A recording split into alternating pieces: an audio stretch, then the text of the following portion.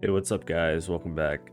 So, I just wanted to talk about the festivals in Guild Wars 2 and specifically Halloween, since that's what's going on right now, and how, as a new player, you can best capitalize on the festivals. So, festivals come every year. This will be my 11th Halloween that I have experienced in the game, and there's a lot of FOMO that comes along with festivals and games because it's a very limited content. But just so you know, nothing really changes in Guild Wars 2's festivals. There are a couple new skins that get added each time, and that's about it. So the key things that you want to do is to basically capitalize on the best way that's going to make your account better for the future. So if you started your account recently, 6 months, a year ago, something like that, and this is your first or second Halloween, these are some things that I would recommend you do, especially with the next expansion update of Secrets of the Obscure coming in a few weeks. So these are what I would do if I was a new player to get my account rolling and get a head start on getting into the end game by utilizing this festival. So the first thing I'm going to talk about is the Labyrinth. The Labyrinth is basically a big circle farm with a bunch of mobs in it. There are a ton of videos that are titled how to make quick gold and 30 gold per hour and use the Herald to cheese it and blah blah blah. The good thing about the Labyrinth for new players is not necessarily the gold that you can get, even though that is a nice perk. It is that it is a great place to power level your character. So in my other videos, you notice that I talk about alts and utilizing alts, and this is a good opportunity that you can level up those alt classes relatively quickly, so that way when you do decide, hey, I want to play a necromancer now, or hey, I want to play a guardian now, you can level that class very quickly and have it available for when you do decide to get into the end game and you do decide to actually play that class in in-game content. So what you need to do is basically just make a new character. It is going to go through the little first intro story instance where you kill the mob or you kill the wolf or whatever. I have a Norn here for an example. And basically when you get dumped out into that starting zone, you walk right back into your home. There is a portal to Lion's Ark in every single town. So you just figure out where that is. You make your way into Lion's Ark.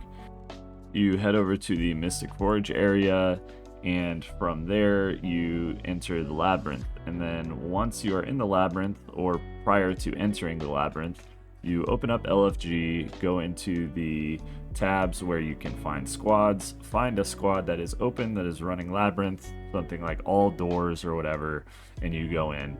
The thing that I was made aware of is that you get upscaled to level 80, even though nothing is unlocked. You aren't going to instantly die running around in the Labyrinth. You do have a moderate amount of hit points, but you can then join the Zerg, join the commander, run around, tag mobs, and it is a really easy way to get experience. So even though you are upscaled to level 80, you will be getting experience and leveling up your character from whatever level you started as. So if you have a character that you've been playing that you're just working through the story and you're level 20, 30, 40, whatever, you can use this to really get a couple good levels in. You will also get trick-or-treat bags and you will get candy corn. You can either sell the candy corn directly or you can turn them into candy corn cobs and then sell those. Those sell for about 3 gold at the time of this recording. And I would just advise, unless you are extremely lucky or you really want what is in the trick-or-treat bags, it is definitely best to just sell them outright. And that is going to give your account a lot more resources that you can use on getting the correct gear, getting runes, getting whatever you need for your builds later down the line. So you're getting experience is your primary goal, getting your characters leveled up so that way you can start the expansion content and start unlocking those elite specializations. But then you can just sell the items that you get out of the Labyrinth to get a little bit of extra cash to fund those characters. The last thing I'm going to highlight about this festival that is really good for new players that you can capitalize on for the long-term play of your game and really get a head start going is that ArenaNet added a bunch of Wizard's Vault objectives to the Specials tab, and these are directly associated with completing the Halloween achievements, the annual Halloween rituals is what it's called. And so with that, you can complete one of them just by doing events in the Labyrinth, running around, killing stuff, doing the Mad King Says achievement and stuff like that. And what that will allow you to do is buy an Ascended Weapon box and Ascended Armor boxes. So you could buy 3 of them currently out of the Wizard's Vault reward for the armor, and you can buy 1 Ascended Weapon chest out of the Wizard's Vault. So with that, the Wizard's Vault objectives are going to be refreshing here soon. It appears that these objectives are only good for the next 16 days, which sort of coincides with the end of the Halloween festival. So with that, you can really get this last bump of astral acclaim, use it on ascended items, and buy those ascended items, and then in a little more than 3 weeks you will be then given the opportunity to buy another set. So with 3 armor pieces at the end of this 3 weeks and then another 3 coming up after the refresh, I assume that they will still be present as an option. Then that would give you a full set of ascended armor plus 2 ascended weapons just from the specials and daily astral acclaim that you can earn.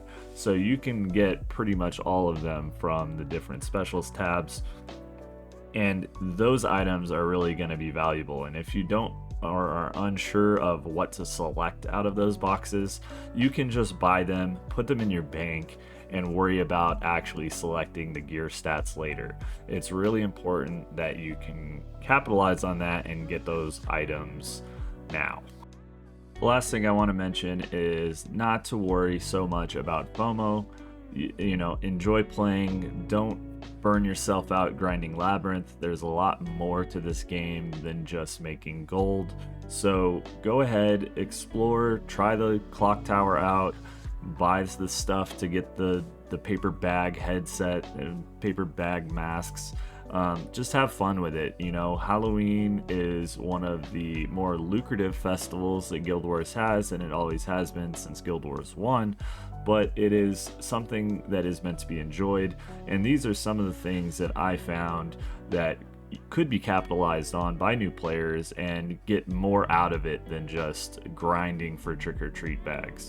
So with that in mind, enjoy the festival, have a good time, try out some of the different content, learn a little bit more about the Bloody Prince and the Mad King Thorn, and it really is a good time for Guild Wars 2 right now. So with that, if you made it this far, I would like to thank you so much for watching. Please consider liking and subscribing, and drop a comment below if I missed anything or if there was something that you think that new players could capitalize on. You know, a lot of people do read the comments, so put your tips down below. I appreciate it, and I'll see you next time.